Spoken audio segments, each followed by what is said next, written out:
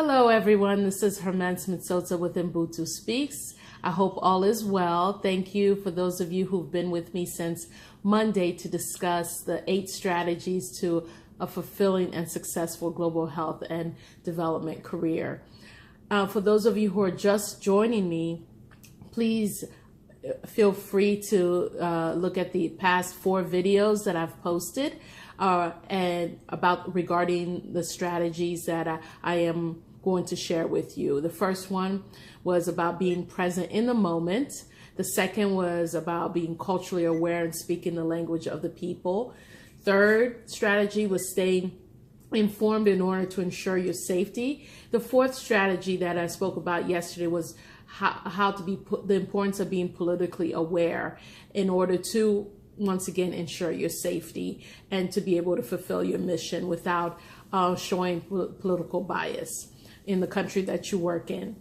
Today, I'm going to discuss the 5th strategy, which is one of my favorite strategies, actually. It's about being active and engaging. Often when we are sent to our country of our mission and we are asked to do the work, we go in with the stern mentality that we're there to do work and nothing else, which is very, very important. However, it's also important to find time to be active in other ways. It's also important to be engaging with people and not always discuss work. And you'll find that a lot of times in those various activities that you might find yourself doing with community members and colleagues, that you will learn various different things, especially culturally, that will enhance your own personal skills and that will provide you additional information in order to successfully fulfill your mission. So, you don't always have to talk about work and be all about work in order to really fulfill the mission that you've been sent there to do. So it's important in the strategy, I talk about the importance of doing, showing, and demonstrating, teaching, and facilitating. And how that means keep yourself active, keep moving, active with other people. Even when you think no one is watching or appreciates what you're doing, keep doing it. As long as it's respectful, as long as it doesn't demean anyone else and it's following to a certain degree cultural norms.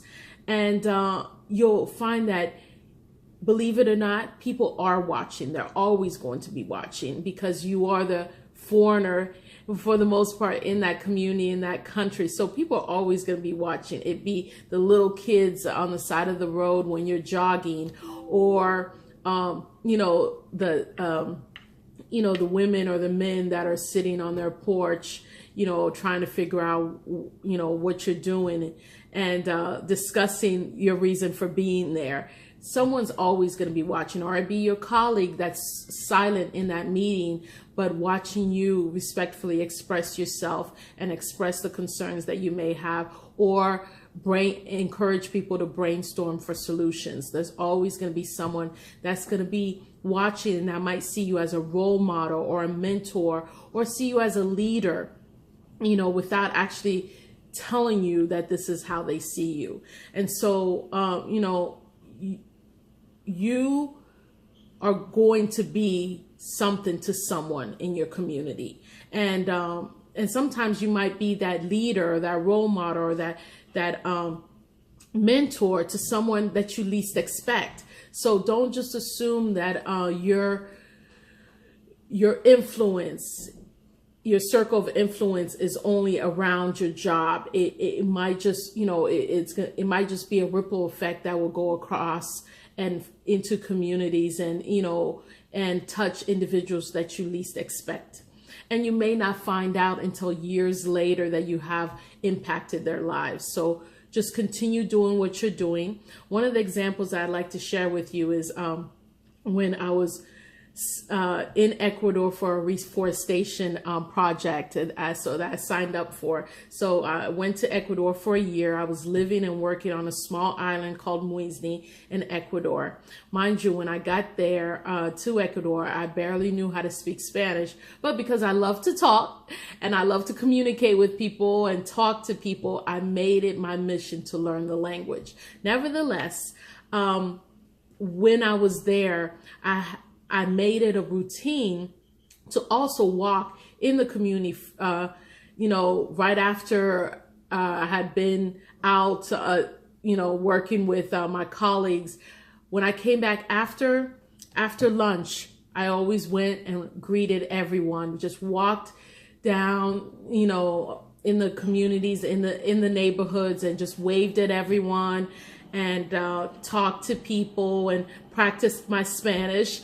And believe it or not, at first I was alone, and for me, it was also a way of exercising without, really going out. Well, it was my way of exercising.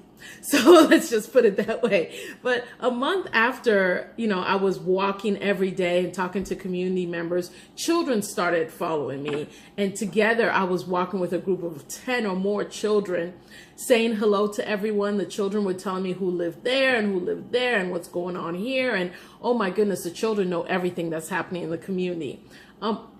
And then 2 months after this routine, then their mothers started walking with me and asking me what I was doing, what was my purpose for being there, and how they can help. And, I started really getting to know the women in the community and really bonding with these women. And, and I started creating friendships with these women just simply because we took an hour out of our day and walked in the community and just saying hello to everybody. So this time I found out whose child was sick, who was in the hospital, what woman needed assistance. I found out about the canteens, which is basically women groups coming together to support each other. All this stuff I would not have known if I wouldn't have engaged in this activity, just simply walking in the community. I also, 3 months after that, I ended up having an aerobics class. I was leading a women's aerobics class, and one of the women opened up her home, kicked all the children out, and we exercised. And I led an aerobics class in a woman's house, a community member's house.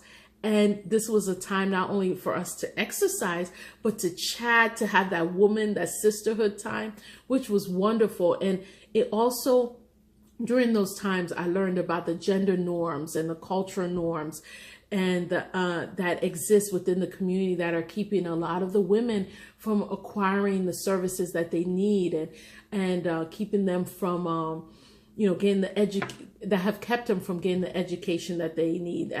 It was during those times that I learned that a lot of the women were illiterate and wanted to learn how to read.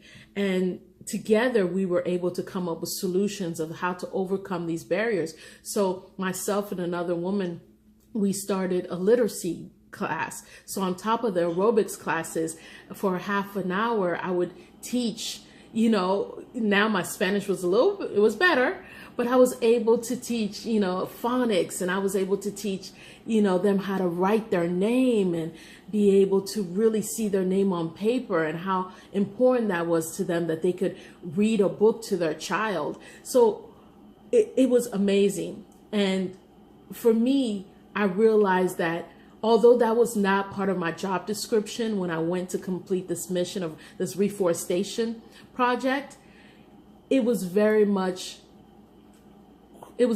crucial to the success I had in this project, because now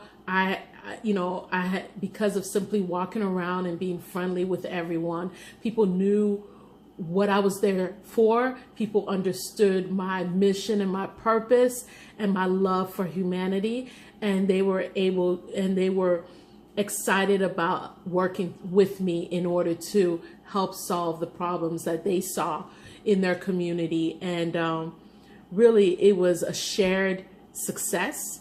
And I will forever be grateful for those experiences. So I encourage all of you to stay active and engaging, and you will never know. And if you do that, trust me, you will have a successful global health and development career. Thank you very much. I am Herman Smith-Sosa with uBuntuSpeaks. Take care.